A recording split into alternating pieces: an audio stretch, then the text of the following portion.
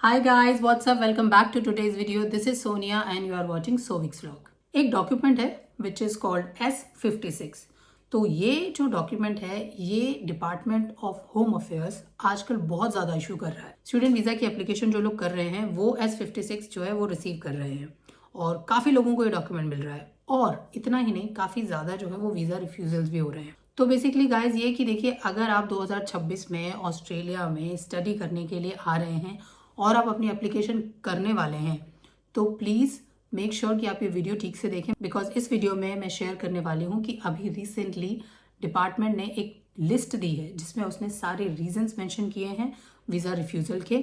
और ये जो S56 डॉक्यूमेंट है ये क्यों वो रिलीज़ कर रही है, और अगर आप चाहते हैं कि आपका वीज़ा रिफ्यूज़ ना हो, आपको ये S56 डॉक्यूमेंट भी ना मिले, तो उसके लिए आप लोग क्या क्या कर सकते हैं। तो डोंट मिस द वीडियो, सारी वीडियो को बिल्कुल ध्यान से देखना, एक एक पॉइंट को अच्छे से नोट कर लेना ताकि जब आप अपनी एप्लीकेशन करें तो आप उन सारे पॉइंट्स को टेक केयर कर सके।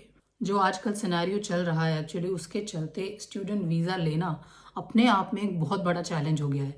और देखिए, केवल वीज़ा ही नहीं, जब आप लोग यहाँ ऑस्ट्रेलिया में आते हो तो भी स्टूडेंट्स को काफ़ी सारे चैलेंजेस यहाँ फेस करने पड़ते हैं। आपके लिए कंट्री बिल्कुल नई होती है, कल्चर बिल्कुल डिफरेंट होता है, इंग्लिश भी एक बहुत बड़ा रोल प्ले करता है जो कि लोग एक बिग चैलेंज मानते हैं। इन सारे चैलेंजेस के अलावा भी एक बहुत बड़ा चैलेंज है जो कि इंटरनेशनल स्टूडेंट्स यहाँ पर आने के बाद फेस करते हैं, और वो है अकोमोडेशन का चैलेंज। बिकॉज देखिए, अगर आपका जो अकोमोडेशन है वो प्रॉपर नहीं है, हर थोड़े टाइम में आपको अकोमोडेशन चेंज करना पड़ रहा है, तो स्टूडेंट्स के लिए एक बहुत बड़ा हेडेक हो जाता है। सो गाइज, आपके इस चैलेंज को दूर करने का एक बहुत ही बेस्ट सोल्यूशन है and that is Amber student. So guys, Amber के साथ अकोमोडेशन बुक करना काफ़ी इजी है। आप बस अपनी यूनिवर्सिटी सेलेक्ट कीजिए और फिर आप लोगों को उससे रिलेवेंट जो रिजल्ट्स हैं वो सारे मिल जाएंगे। अंबर के अकोमोडेशन आपको ऑस्ट्रेलिया की ऑलमोस्ट सारी सिटीज़ में मिल जाएंगे। एंड गाइज, अंबर की सारी प्रॉपर्टीज़ ट्रस्टेड हैं, वेरीफाइड हैं। एंड गाइज, अंबर के साथ बुकिंग जो है वो इंस्टेंट और इजी ही नहीं है, बल्कि लोवेस्ट प्राइस मैच गारंटी भी अंबर आपको देता है। 24/7 असिस्टेंट देता है, और जैसा मैंने बताया कि 100% सारी प्रॉपर्टीज वेरीफाइड है। बुकिंग प्रोसीजर में भी आप लोगों को ज्यादा कुछ नहीं करना है, बस यूनिवर्सिटी ही सेलेक्ट करनी है। उसके बाद सारा पेपर वर्क अंबर आप लोगों के बिहाफ पर आप लोगों के लिए करेगा। We are partnering with Amber from couple of years, and जिन भी स्टूडेंट्स ने अंबर से अकोमोडेशन बुक किया है they all are very satisfied. तो don't waste your time and money and book your accommodation with Amber student. Link आपको मिल जाएगा मेरे डिस्क्रिप्शन बॉक्स में। डिपार्टमेंट ने केवल लिस्टिंग ही नहीं दी है, बल्कि उन्होंने डिफरेंट केसेस को स्टडी करके किस केस में उन्होंने क्या पॉइंट्स आइडेंटिफाई किए हैं वो सारी चीज़ें भी बताई हैं। सो गाइस, ये जो S56 आजकल इशू हो रहा है वो इसीलिए इशू हो रहा है कि इसमें बेसिकली जो डिपार्टमेंट है वो आपसे आपके जो क्लेम्स हैं उनका एविडेंस मांगता है, उनका प्रूफ मांगता है। आप कई बार अपनी एप्लीकेशन में बहुत से डॉक्यूमेंट्स नहीं लगाते हो, और इन दिनों तो ऐसा हो ही रहा है कि लोग डॉक्यूमेंट्स नहीं लगा रहे हैं, तो इसीलिए S56 इशू हो रहा है। तो इसमें वो आपसे किसी भी टाइप का जो डॉक्यूमेंट है वो मांग सकते हैं, चाहे फाइनेंशियल हो, एजुकेशन वाला हो, या GS को सपोर्ट करने वाला कोई डॉक्यूमेंट हो। और अगर आप वो एविडेंस उस टाइम पर उन्हें प्रोवाइड नहीं करवा पाएंगे तो मान लो कि आपका जो वीज़ा है वो रिफ्यूज हो ही जाएगा। सो गाइज, सबसे फर्स्ट थिंग जो कि डिपार्टमेंट ने अभी क्लियर की है, जो आपकी एप्लीकेशन है उसमें जो भी आपने डॉक्यूमेंट्स लगाए हैं या उसमें जो भी आपने क्लेम्स किए हैं, वो क्लेम्स वो लोग चेक कैसे करते हैं, वो वेरीफाई कैसे करते हैं। देखिए, इसमें लिखा है कि we seek to verify documents and claims with financial institution, education and employment organisation. इसका मतलब ये हुआ कि भाई जो भी आपने डॉक्यूमेंट या क्लेम किए हैं, तो वो अगर आपने मान लीजिए कोई फाइनेंशियल डॉक्यूमेंट लगाया है तो वो बैंक से वेरीफाई करेगा, या जो भी सोर्स है जिसके थ्रू आप लोगों के अकाउंट में पैसा आया है वहाँ से वेरीफाई होगा। अगर आपने कोई स्टडी से रिलेटेड डॉक्यूमेंट लगाया है, एजुकेशन डॉक्यूमेंट, तो हो सकता है वो आपकी यूनिवर्सिटी से या आपके जिस इंस्टीट्यूट से आपने स्टडी करी है वो वहाँ से डॉक्यूमेंट्स वेरीफाई करेंगे। और तीसरी चीज़ हो गई वो थी आपकी एम्प्लॉयमेंट ऑर्गेनाइजेशन। मतलब ये कि अगर आपने सपोज लगाया है कि भाई आपका कुछ वर्क एक्सपीरियंस है, तो आपका ये जो वर्क एक्स है ये वो लोग चेक करते हैं, जिस कंपनी में आपने काम किया है वहाँ पे कॉल करेंगे, या फिर अगर उनका कोई लोकल मेंबर सिटी में है तो हो सकता है उसको भेज करके वो चेक करें। तो वो उनके मेथड है। तो देखिए, इस तरह से फर्स्ट थिंग आप लोगों की वेरीफाई करते हैं। सेकंड पॉइंट है we cross reference information from departmental systems and from previous applications. तो ये कि भाई आपकी कोई प्रीवियस एप्लीकेशंस अगर रही हैं, मान लीजिए आपने पहले भी कोई वीज़ा लगाया है किसी भी टाइप का, उसमें आपने कोई इन्फॉर्मेशन फीड की होगी अपने बारे में, तो वो इन्फॉर्मेशन प्लस अभी जो आप अपनी स्टूडेंट वीज़ा की एप्लीकेशन कर रहे हैं उसमें जो आप अपनी इन्फॉर्मेशन डाल रहे हैं वो इस तरह से अदर डिपार्टमेंट से भी आपकी इन्फॉर्मेशन को वेरीफाई करते हैं। और तीसरा हो गया, we conduct interviews with applicants to check claims made. और आपको पता है जब आप स्टूडेंट वीज़ा की एप्लीकेशन करते हैं तो आपका एक वीडियो इंटरव्यू भी होता है। तो तीसरा मोड जो है उनका वो हो गया आपका इंटरव्यू के थ्रू चेक करना। तो बेसिकली डिपार्टमेंट आपके डॉक्यूमेंट्स ही वेरीफाई नहीं करता है, आजकल वो काफ़ी सारी चीज़ें जो है वो चेक करता है, जैसे कि आपका इंटेंशन क्या है स्टूडेंट वीज़ा एप्लीकेशन करने में, आपकी फाइनेंशियल हिस्ट्री क्या रही है, आपके फ्यूचर प्लान्स क्या हैं, या फिर आपकी एकेडमिक जो हिस्ट्री है वो क्या रही है, और ये कि जो आप लोगों ने जीएस में लिखा है वो आप लोग कितना उस चीज़ को जस्टिफाई कर पाते हो। अगर आपका कोई वर्क एक्स रहा है या आपका कोई गैप रहा है स्टडीज़ के बीच में, उसको आप कैसे जस्टिफाई कर पाते हो। आप अपने कोर्स के बारे में कितना जानते हो, बस ऐसा ही नहीं कि भाई किसी ने बोला इस कोर्स में पीआर मिल जाएगी कोर्स कर लो, बट एक्चुअल में आप उस कोर्स के बारे में क्या जानते हो, उस कोर्स की डिटेल्स क्या है, वो कोर्स आपको इन फ्यूचर किस टाइप की जॉब्स प्रोवाइड करवा सकता है। सो गाइस देखिए, अगर आप जेन्युइन स्टूडेंट हैं तो आपकी एप्लीकेशन कैसी होनी चाहिए, आपकी एप्लीकेशन में क्या क्या क्लैरिटी होनी चाहिए वो बताती हूँ। तो फर्स्ट थिंग तो ये हो गई कि जो भी आपका एकेडमिक बैकग्राउंड है वो सेटिस्फैक्ट्री होना चाहिए, वो एक स्ट्रीमलाइन होना चाहिए, कंटिन्यूस प्रोग्रेस में होना चाहिए। मतलब मान लीजिए आपकी 10th है, 12th है या बैचलर्स जो भी आपने अगर की है और आप मास्टर्स के लिए मान लीजिए यहाँ पर आ रहे हैं, तो वो एक स्ट्रीमलाइन होना चाहिए कि भाई हाँ आपका मान लीजिए सब्जेक्ट जो भी आप लोग चूज़ करते हो, भाई 12th में आपका क्या सब्जेक्ट था, आपने अपनी बैचलर्स किस में करी है, और मान लीजिए अगर आपका स्टडी में कोई गैप आ गया है तो उस गैप का जो रीज़न है वो भी प्रॉपर होना चाहिए। अगर आपने फाइनेंशियल डॉक्यूमेंट्स लगाए हैं तो उस फाइनेंशियल डॉक्यूमेंट की जो हिस्ट्री है वो प्रॉपर होनी चाहिए। सडनली आपके बैंक में अचानक से कोई पैसा आ गया हो, इस तरह का केस नहीं होना चाहिए।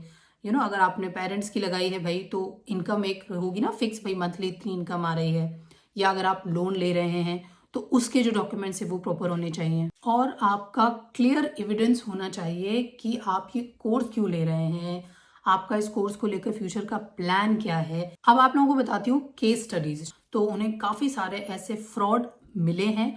और एक चीज़ और बता दूँ कि इंडिया की 2 स्टेट्स के नाम डॉक्यूमेंट्स में लिस्टेड किए हैं गवर्नमेंट ने, that is Haryana and Punjab. वहाँ के काफ़ी सारे केसेस जो हैं फ्रॉड के केसेस बेसिकली वो गवर्नमेंट ने लिस्टेड किए हैं। अब आपको बताती हूँ कि किस तरह के फ्रॉड जो हैं वो पकड़े गए हैं एक्चुअली। देखिए, सबसे पहला फ्रॉड जो अक्सर होता है and that is your fraud in financial documents. Second हो गया फ्रॉड वर्क एक्सपीरियंस। जो वर्क एक्सपीरियंस मान लीजिए आपका गैप है लेकिन आप उसको जस्टिफाई तो कर नहीं पा रहे हो, आपने मान लीजिए काम तो किया नहीं था, फ्रॉड वर्क एक्स का सर्टिफिकेट कहीं से लेकर के लगा दिया, तो ये एक फ्रॉड है जो कि केस स्टडीज में मिला है। तीसरी चीज हो गई English language proficiency. Score card तो आपने लगा दिया कि आपके 7 बैंड थे आइल्स में, लेकिन जब आपका इंटरव्यू हुआ तो आप क्लियरली उनसे इंग्लिश में कम्युनिकेट ही नहीं कर पा रहे हो, तो उससे तो क्लियर हो जाएगा कि भाई हाँ ये डॉक्यूमेंट तो फर्जी है। और चौथी चीज misleading information provided by applicant. मतलब कोई भी रैंडम इन्फॉर्मेशन आ रही है, एक इन्फॉर्मेशन का दूसरी इन्फॉर्मेशन से कोई लिंक ही नहीं है। फर्दर और मैं आप लोगों को बताती हूँ, उन्होंने लिखा है we recently identified a fixed deposit certificate that was verified to be non-genuine. Concern were raised regarding the official who signed the bank statement. और फर्स्ट पॉइंट है उसमें interrogation of departmental system revealed a further 79 certificates all signed by the same bank official. तो ये fraud उन्हें मिला। अभी तक उन्होंने 79 ऐसे केसेस जो है वो बताए कि भाई जिसमें जो फाइनेंशियल डॉक्यूमेंट लगाए वो प्रॉपर नहीं थे, सेम ही बैंक से सेम ही ऑफिशियल से जो है वो उन्हें सारे डॉक्यूमेंट मिले। नाम उन्होंने यहाँ पे नहीं दिया है, बट आप लोग समझ सकते हैं कि हाँ इस तरह के जो फाइनेंशियल फ्रॉड है वो पकड़े गए हैं। सेकेंड है applicant are located in Haryana and Punjab. Investigation are still in process, but it is likely several agents in Haryana and Punjab are involved. So guys, आप जब भी अपना एजेंट चूज करते हो प्लीज मेक श्योर करो कि भाई वो एक जेन्युइन एजेंट है। एजेंट पर ब्लाइंडली ट्रस्ट मत करो। कुछ केसेस जो है वो उन्होंने जीएस वाले भी आइडेंटिफाई किए हैं, तो उनमें क्या है देखिए कि लोगों ने जैसा मैंने बताया कि भाई जीएस में अगर आपसे पूछा जाए कि भाई आपको जो लिखने होते हैं ना कुछ क्वेश्चंस के आंसर करने होते हैं कि भाई कोर्स को क्यों चूज कर रहे हो, हैं तो आप उसमें बहुत से लोग ये भी लिख देते कि भाई पीआर लेनी है, तो आपको ये नहीं लिखना है। आई नो आपका जो फाइनल गोल होगा वो हो सकता है पीआर हो, बट इस चीज को जीएस में रिफ्लेक्ट मत होने दो। और ये जो गूगल करके कॉपी पेस्ट कर देते हो ना आंसर के लिए, वो भी मत करो। आपका जो जीएस है वो आपकी लैंग्वेज में होना चाहिए। आजकल बहुत सारे ऐसे एक्सपर्ट सिस्टम्स हो गए हैं भाई, जो फाइंड आउट कर लेते हैं कि कौन सी चीज़ कहाँ से कॉपी पेस्ट की गई है। एजेंट क्या आंसर कर रहा है वो आपको पता होना चाहिए, क्योंकि इंटरव्यू फाइनली आपको देना है। एजेंट ने आपका जीएस लिख करके भेज दिया, बट आपको तो पता ही नहीं है उसने जीएस में क्या लिखा। तो जब इंटरव्यू होगा तो डेफिनेटली आप पकड़े जाओगे भाई, और उनको डाउट हो ही जाएगा कि नहीं, ये जेन्युइन स्टूडेंट नहीं है, ये एप्लीकेशन जेन्युइन नहीं है। एंड गाइस, इतना ही नहीं, कुछ कुछ केसेस तो ऐसे भी आइडेंटिफाई हुए हैं स्टूडेंट्स के, जिन्हें सीओई मिला हुआ था ऑस्ट्रेलिया की एक अच्छी यूनिवर्सिटी से। इन्वेस्टिगेशन हुआ, इंटरव्यू हुआ, तो क्या हुआ कि वो इंग्लिश में आंसर ही नहीं कर पाए, जबकि स्कोर कार्ड बहुत अच्छा था। यहाँ तक कि उनके पासपोर्ट में भी फ्रॉड पाया गया, और जितने भी एविडेंस जो उन्होंने लगाए थे वहां पर भी झोलझाल था। तो गाइज, ये तो मैंने आपको एग्जाम्पल्स बताए, डिपार्टमेंट की जो केस स्टडीज थी वो बताई, रीजंस बताए क्यों आपके जो वीज़ा है वो रिफ्यूज हो सकता है। अब द पॉइंट इज कि आप कर क्या सकते हो। तो गाइज, सबसे फर्स्ट थिंग जो आप कर सकते हो वो ये कि जब आप अपनी एप्लीकेशन भर रहे हो तो जितने भी पॉइंट्स उसमें हैं उसको ठीक से आप भरें, उसमें कोई भी मिस्टेक ना हो, और डिटेल्स आपकी सारी होनी चाहिए, कोई भी कॉलम आपको छोड़ना नहीं है। अगर वहाँ पर वीज़ा रिफ्यूज़ल वाला डिटेल आपसे मांगी गई है तो मेक श्योर कि आप उसमें वो डिटेल भी दो।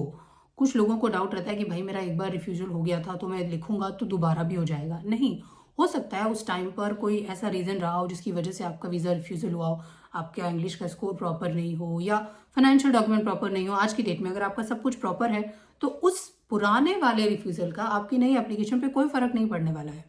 तो उस इन्फॉर्मेशन को हाइड आपको नहीं करना है, बिकॉज देखिए, ये क्रॉस चेक करना, जैसा उन्होंने बताया कि वो डिपार्टमेंट से क्रॉस चेक करते हैं, तो आपकी डिटेल तो उन्हें पता चली जानी है। तो हाइड करके आप अपने लिए खुद प्रॉब्लम क्रिएट कर रहे हो। Don't hide any information. जो भी इन्फॉर्मेशन एप्लीकेशन फॉर्म में पूछी गई है उसको करेक्टली और प्रॉपरली आप लोगों को भरना है। सेकेंड, जितने भी सपोर्टिव डॉक्यूमेंट्स हैं वो सारे आपको लगाने हैं। अभी आया था ना कि इंडिया का जो लेवल है भाई, लेवल 2 में आ गई है। इसके चलते लोगों ने डॉक्यूमेंट्स लगाने ही बंद कर दिए।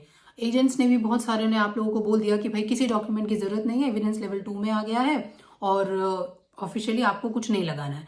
ना आप लोगों ने इंग्लिश का टेस्ट दिया, ना अपने फाइनेंशियल डॉक्यूमेंट्स प्रॉपर रखे। तो भाई, डॉक्यूमेंट रिलीज हुआ है गवर्नमेंट की तरफ से और उन्होंने बोला है कि आपसे किसी भी स्टेज पर कोई भी डॉक्यूमेंट मांगा जा सकता है, इररेस्पेक्टिव आपकी कंट्री का लेवल कोई सा भी हो। अगर उन्हें डाउट होगा तो वो आपसे हर डॉक्यूमेंट का जो प्रूफ है वो लोग मांगेंगे। तो इसीलिए आपके लिए अच्छा यही है कि जब आप एप्लीकेशन कर रहे हो तो सारे सपोर्टिव डॉक्यूमेंट आप लगाओ। They are necessary. देखिए, अगर उन्हें ज़रूरत होगी दे विल चेक, नहीं होगी दे विल नॉट चेक। लेकिन अगर ये कि भाई एट द एंड आपसे मांगा गया और आप वो डॉक्यूमेंट प्रोवाइड नहीं करवा पाए तो रिजल्ट होगा आपका visa refusal. And another again सबसे इंपॉर्टेंट थिंग, जीएस रिक्वायरमेंट। तो जीएस रिक्वायरमेंट को भी आपको ठीक से फुलफिल करना है, और आपका जो जीएस में लिख रहे हो उस स्टेटमेंट से रिलेटेड भी अगर कोई सपोर्टिव डॉक्यूमेंट आप लोग लगा सकते हो तो बिल्कुल लगाओ। देखिए, डॉक्यूमेंट जितने ज़्यादा लगाओगे कोई नुकसान नहीं है, लेकिन कम लगाने पर नुकसान हो सकता है। और जीएस मैंने पहले भी बोला, आपको प्रॉपर रखना है, कॉपी पेस्ट नहीं करना है। आपके वर्डिंग्स ऐसे होने चाहिए कि हाँ लिखे कि हाँ भाई इस बच्चे ने खुद ये चीज़ लिखी है और ये समझता है कि यह क्या कोर्स ले रहा है, क्यों कंट्री ऑस्ट्रेलिया ही चूज़ कर रहा है। एंड जब आप लोग कोर्स चूज़ करते हो ना, तो कई बार रिफ्यूजल का रीज़न ये भी रहता है कि भाई आपकी जो स्टडी है वो थ्रू आउट रिलेवेंट उन्हें नहीं लगती है। मान लीजिए आप कॉमर्स बैकग्राउंड से हो, ठीक है, यहाँ पर आप आईटी करने आने वाले हो, तो या तो आप उस चीज़ को उन्हें क्लियरली ऐसा आंसर दो कि वो उससे सेटिस्फाई हो सके। अब आप ये तो नहीं बोल सकते ना कि ठीक है भाई उस टाइम पे किया था but now I am interested in IT. ये तो आपका जो आंसर है वो उन्हें सेटिस्फैक्ट्री ऑफकोर्स नहीं लगेगा। तो आपको ये भी देखना है कि आपकी प्रीवियस स्टडी, आपका प्रीवियस वर्क एक्स क्या रहा है, तो उससे रिलेवेंट आप लोग कोर्स चूज करो। देखिए, कोर्सेज के ऑप्शन बहुत सारे होते हैं। एंड गाइस, फाइनेंशियल डॉक्यूमेंट के लिए भी देखिए आपको सब कुछ प्रिपेयर करना है। 1 साल की ट्यूशन फी प्रिपेयर करनी है, और आपको अपना एयर फेयर भी शो करना है। ओवरसीज हेल्थ इंश्योरेंस जो होता है उसका अमाउंट भी आपको कंसिडर करना है। प्लस जो है थोड़ा सा स्पेयर भी होना चाहिए, एक्स्ट्रा अमाउंट भी आपके अकाउंट में होना चाहिए। And last but not the least, आपको अपना एजेंट केयरफुली चूज करना है। देखिए, गवर्नमेंट ने पंजाब और हरियाणा को हाईलाइट किया है, ठीक है, लेकिन इसका ये मतलब नहीं है कि अगर आप पंजाब हरियाणा के स्टूडेंट हैं तो आप लोग पैनिक में आ जाए। आपको पैनिक करने की जरूरत नहीं है। वो उन्होंने आइडेंटिफाई इसलिए किया क्योंकि भाई वहां पे बहुत ज्यादा फ्रॉड मिले। आप लोगों को करना ये है कि भाई आप चाहे किसी भी स्टेट से हो, आपको इतना करना है कि अगर आप अपनी एप्लीकेशन खुद नहीं कर सकते हो, आपको हेल्प की जरूरत है, आप किसी एजेंट की हेल्प ले रहे हो, तो एटलीस्ट पता तो रखो कि आपका एजेंट जो है वो आपकी एप्लीकेशन में कर क्या रहा है। आपको देखिए, एवरी टाइम मैं जो भी इन्फॉर्मेशन शेयर करती हूँ, मेरा पर्पस केवल इतना होता है कि मैं आप लोगों को सही इन्फॉर्मेशन दे सकूं, थोड़ी सी गाइडेंस दे सकूं, ताकि एटलीस्ट एप्लीकेशन आपकी हो रही है, आपको पता तो चले क्या क्या उसमें लिखा जा रहा है, कौन कौन से डॉक्यूमेंट्स लगाए जा रहे हैं, और आपको भी पता होना चाहिए ना क्या क्या डॉक्यूमेंट लगाए जाते हैं। अगर आपका एजेंट बोल रहा है कि नहीं भाई मुझे फाइनेंशियल डॉक्यूमेंट की जरूरत नहीं है आजकल, तो नहीं, आपको पता होना चाहिए कि नहीं भाई जरूरत है, मुझसे मांगा जाएगा, तो आप उसे प्रोवाइड करवाओ। अगर वो आपको ये बोलता है कि नहीं नहीं तुम चिंता मत करो, हम फाइनेंस अरेंज कर लेंगे, हम लोग लगा देंगे, तो आपको उस चीज़ को भी सपोर्ट नहीं करना है, बिकॉज वो केस कभी ना कभी पकड़ा जाएगा। तो एजेंट केयरफुली चूज करो, अवेयर रहो, और फिर अपनी एप्लीकेशन करो, डॉक्यूमेंट्स प्रॉपर रखो, कोई डॉक्यूमेंट मिसिंग मत रखो। So that's all for today's video guys. फिर से मिलूंगी आपसे एक नई इन्फॉर्मेशन के साथ, एक नई अपडेट के साथ। Thanks for watching.